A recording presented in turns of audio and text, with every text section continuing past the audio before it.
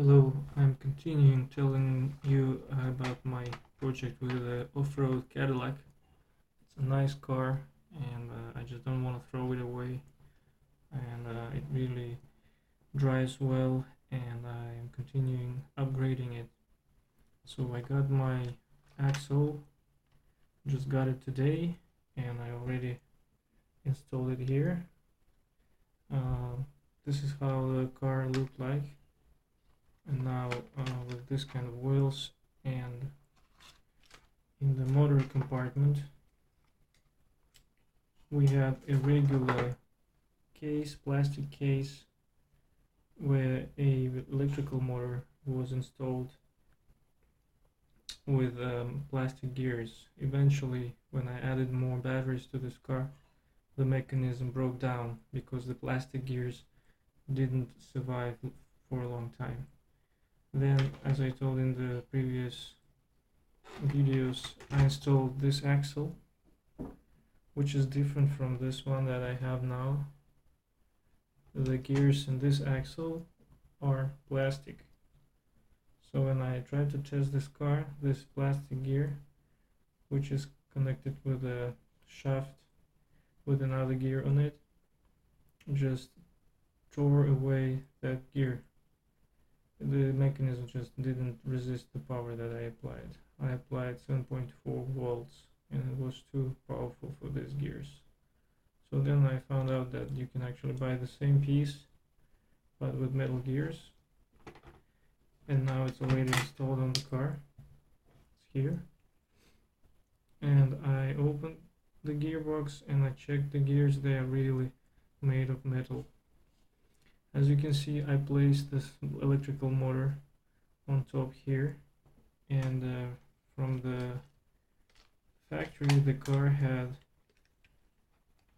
batteries here in this compartment, but now you see I installed this electrical motor with the shaft going inside, and now the batteries are installed on top of the car body, which is then covered with the plastic body, the shape of the Cadillac. So I thought I would install here metal shafts that I also received with the axle, with this axle, and they look like this. Actually, they look like this. Very nice shafts that can be adjusted according to the length you need, and they also have screws in it so that you can fix it to the shaft, and which you may not see on plastic parts like this. They're usually glued to the shaft, and if it's not glued strongly enough, it can tear out. Unfortunately, I couldn't install it on my car because it is too big, and actually it's a little bit heavy, so I thought maybe it's not the best piece to use. So again, you have to use your imagination here. So instead of installing this shaft here, I thought, why don't I just pick up this part and use it? But this is metal, so I thought it would be difficult to separate these pieces, and I thought that I have already some plastic pieces like this. So what I did was I just pulled out this plastic here and made a hole in it, and put into it a screw. As you can see, this connection has this kind of a shape so that you can use a screw to fit on it a connection with the screw. It's important because if you apply a lot of power, because of torque, it can slide if you don't use the screw.